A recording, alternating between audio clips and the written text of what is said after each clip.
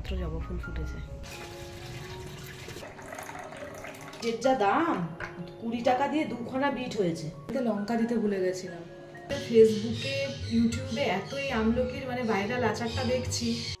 এইখানটাতে আমার ঠাকুর থাকে। Good morning. এখানে ডোডো স্কুলের জন্য একেবারে রেডি। সে বেচারা এখন স্যাটারডে করে ছুটি পায় না বলে তার খুব রাগ, আফসোস। চটপট করো, বাস এসে যাবে। আসলে যখন ক্লাস 3-তে ছিল তখন ওদের স্যাটারডে করে ছুটি ছিল, কিন্তু এখন ক্লাস 4-এ ওঠার পরে স্যাটারডে করে আর ছুটি থাকে না, থার্ড স্যাটারডে করে শুধু ছুটি থাকে। তো বেচারা ঘুমোতে পারে না বলে তার খুব রাগ, খুব আফসোস। আজকে বাস হচ্ছে আমার বাড়ির এই সামনে আসবে না, আজকে আর একটু যেতে হবে, কারণ স্যাটারডে করে বড় বাসটা দেয়, আর আমাদের এখানে যেহেতু রাস্তা হচ্ছে তাই বড় বাস ঢুকতে পারছে না।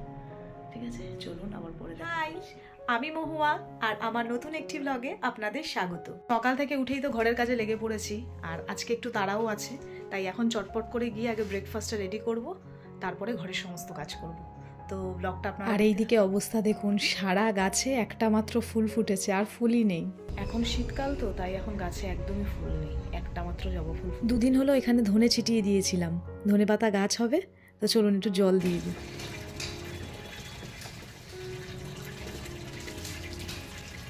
আজকে যেহেতু বাইরের কাজ অনেকটাই কম, মেন কাছাকাছিটা নেই, তাই একটু চটপট চা বসিয়ে দিচ্ছি। টানা 2-3 দিন জামা কাপড় কেচেছি, তাই আজকে একটু রেস্ট, তাই চাটা বসিয়ে এখন ব্রেকফাস্টের সবজিগুলো কেটে নেব। ডোডোর তো আজকে হাফ ডে, তাই সকালে ব্রেকফাস্ট বানানোর ঝামেলা ছিল না। আর এখানে একটু আমলকির জুসটা বানিয়ে নেবো, এটা তখন প্রত্যেক দিনই খাচ্ছি, আগে এটা খাবো তারপরে চা খাবো। খুব উপকার পাচ্ছি জানেন তো, বিশেষ করে গ্যাস অম্বল থেকে।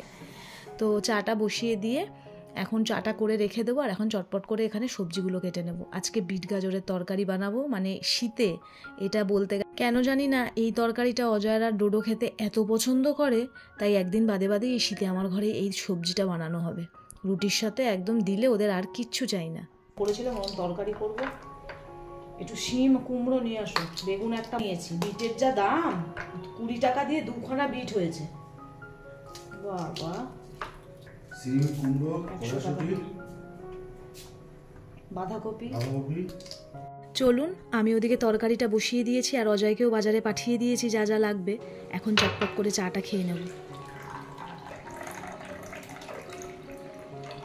সত্যি কথা বলতে সবজির যা দাম ভাবাই যায় না।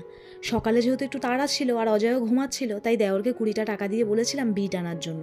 ও হাতে ঝুলিয়ে দেখি 2টো বিট এনেছে, ভাবতে পারছেন এক একটা বিট 10 টাকা করে। আমি পুরো অবাক হয়ে গেছি যে কি খাবো আর কি রাখবো।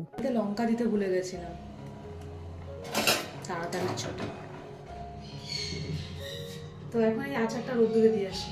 আমলকির আচার বানিয়েছিলাম কদিন ধরে। ফেসবুকে ইউটিউবে এতই আমলকির ভাইরাল আচারটা দেখছি, সে আমলকি ভাপিয়ে যে আচারটা করে, তো আমিও বানিয়েছি। দারুণ হয়েছে, সত্যি দারুণ টেস্টি। তো বেশি দিন হয়নি, 4-5 দিন মতন হয়েছে। তো এখন এটাকে বেশ কদিন ধরে রোদ্দুরে দিচ্ছি, 4-5 দিন ধরে রোদ্দুরে দিচ্ছি। তো চলুন এটাকে রোদ্দুরে দিয়ে আসি। আমার ঘরে যেহেতু অজয় আর ডোডো দুজনেই আচার খেতে ভালোবাসে, তাই আমি বানিয়েছি। সেদিনকে তেঁতুলের আচারও বানিয়েছিলাম। আসলে খেতে ভালোবাসলে জিনিস বানাতেও ভালো লাগে, আর যদি ঘরে খাওয়ার লোক না থাকে তাহলে আর আপনি কি খাবার বানাবেন বলুন। তাই আমার ঘরে ওরা যেটাই খেতে পছন্দ করে আমি চেষ্টা করি ওদেরকে সেই জিনিসটা বানিয়ে দেওয়ার। তাহলে চলুন এখন রুমটা চটপট করে ক্লিন করে নিই। এত ধুলো কোথা থেকে আসে কিছুই বুঝতে পারি না। ঘরে সবকিছু বন্ধই থাকে। এই যে জানলাটা, এটা তো সবসময় বন্ধ করে রাখি, কারণ এর পেছনে ড্রেন আছে, নোংরা, ওই জন্য এটা আমি কোনোদিনই খুলি না।